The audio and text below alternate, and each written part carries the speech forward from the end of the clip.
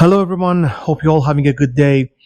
As I mentioned in the shop tour video, there are going to be some updates in the shop, and the biggest one is going to be the wall behind me. So each one of these machines going to have their own dedicated card cabinet. But before that, I have to repair the wall behind this plywood. So the concrete wall behind this plywood has a crack, and whenever it rains it leaks. So I have to address that issue before doing some updates. So what I'm going to do, I have to remove all of these tools machines. I have to break down this table, remove this plywood so I can have access to the wall so I can repair it. So that's what I'm going to do today. Let's go.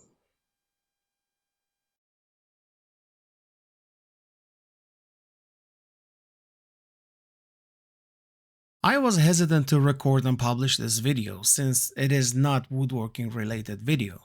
But then I thought it is shop related, and also someone may benefit from this if they have the same problem in their basement.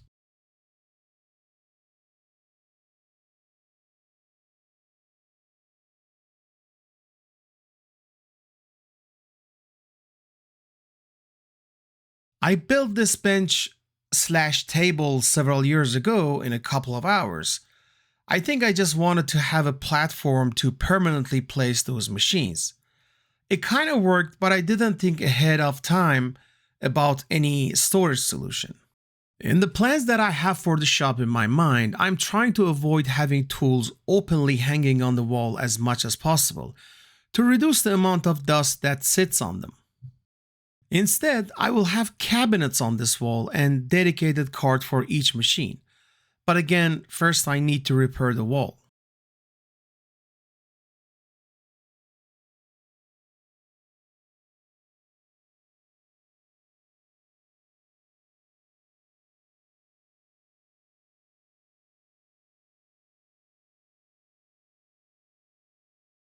I should also say that I am not an expert in repairing cracks on concrete walls by any means. I would just follow the instructions that come with the package. Speaking of package, I bought a repair kit online from a company called Applied Technologies. More on that later, but I'll leave a link to that one in the description.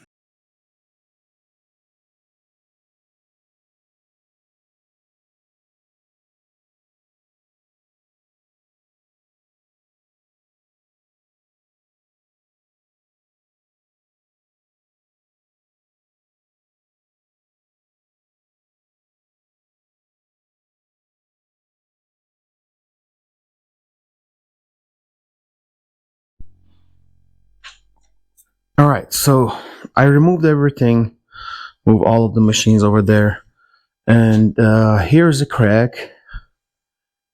As you can see, it has been repaired before, not by me for sure, by the previous owner probably, and so they either didn't do a good job, or maybe the repair just failed after, I don't know, several years. But anyway, what I'm gonna do is do the same thing again and try to repair this crack from bottom all the way to the top. All right, let's start. Here I was talking on the video while I was doing the unboxing of the repair kit, but for some reason my camera was acting funny that day and it didn't capture the sound, so I'm doing the voiceover.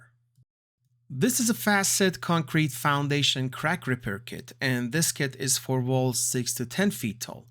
My wall is 8 feet tall, so I bought this kit. Inside we have two types of ports, surface port which I'm going to use, and corner ports if the crack is in inside corner of a wall.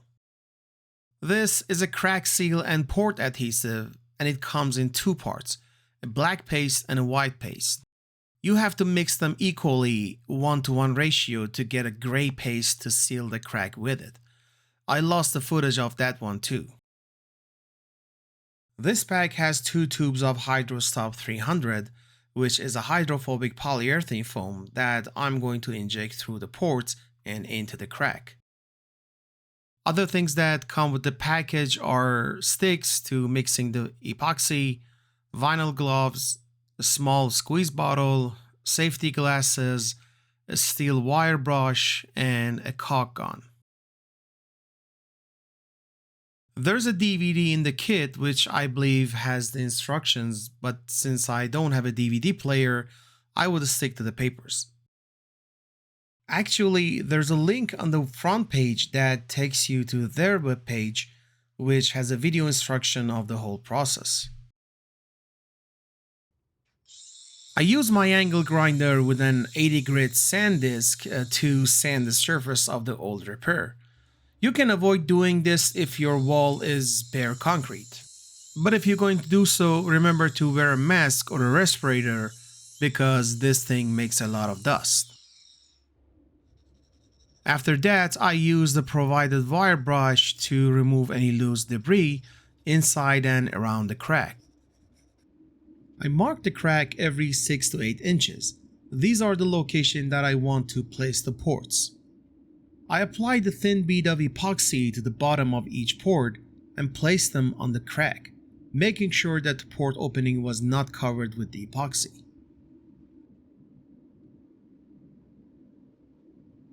I let the epoxy paste to cure for 10 to 15 minutes, then I mix more epoxy paste and apply it on the crack to completely cover it. I applied some additional epoxy around each port to make sure there is no escape or leak when I injected the polyurethane into the ports.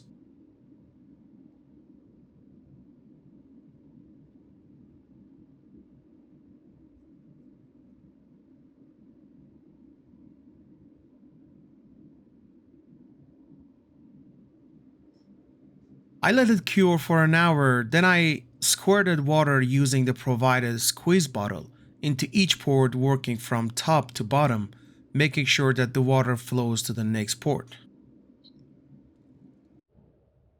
Unlike the water for the Hydra stop, we go from the lowest port and inject the polyurethane into the ports. This is a slow process, and depending on the tightness of the crack, it can take up to 5 minutes per port. I continued injecting until I saw the Hydra Stop 300 start to flow to the next higher port. At that point, I released the pressure of the gun, took the nozzle out of the port, and used a plug to seal it. I repeated this process for all of the ports.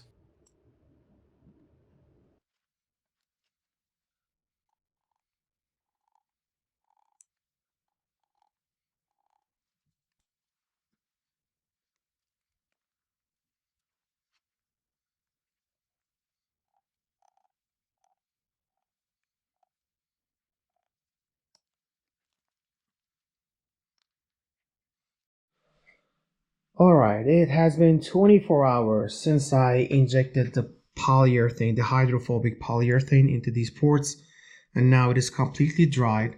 Some polyurethane leaked from top of the wall, which is okay. That means I think the crack is completely filled. I can easily scrape off these foams using the scraper, but I don't think I would bother myself with that because I'm gonna put the plywood back on the wall. But the process was pretty easy and slow, so it needs some patience. And the instructions were very clear and easy to follow. And now I have to wait for the next rain to check if the whole thing is leak proof, which I think it is. But at that point, if there was any leak, I can easily patch that little area. I have some leftover of this patch. So in the upcoming videos, let me put you back up here. In the upcoming videos, I will be making dedicated card cabinets for the tools that were here, meaning the lathe, the drill press, and the sander. So if you don't want to miss those videos, please subscribe to the channel. And as always, thank you for watching, and I'll see you in the next one.